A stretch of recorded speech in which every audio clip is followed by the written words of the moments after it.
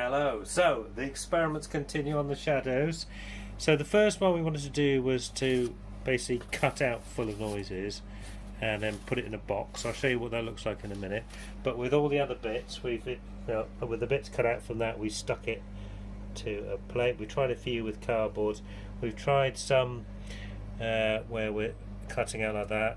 One where it's like more like the Batman symbol, although we've tried it just very small just to see what it would look like. And then we've got this big one here.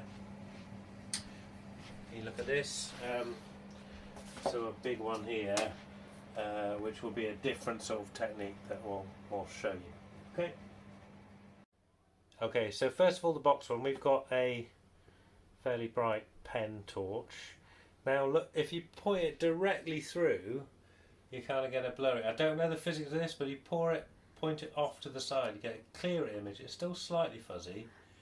I'm worried about how bright this will be if you have lots of light in the room. We've got one sort of bedside light on here. It will obviously get bigger if we get further back, but there's some sort of magic positioning of the torch. So that's that one. And here's the tiddly one that's like more like a Batman.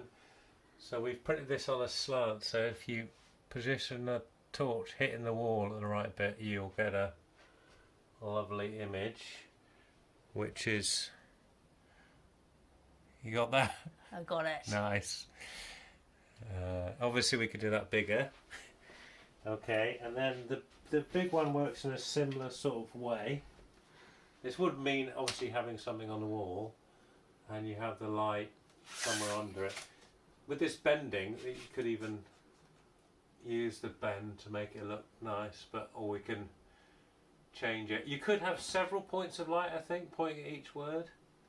So there's variations around this if this is something you were considering. Anyway, these are examples of what we got. I'll just show you the see-through one, just to show you that we sort of dismiss this because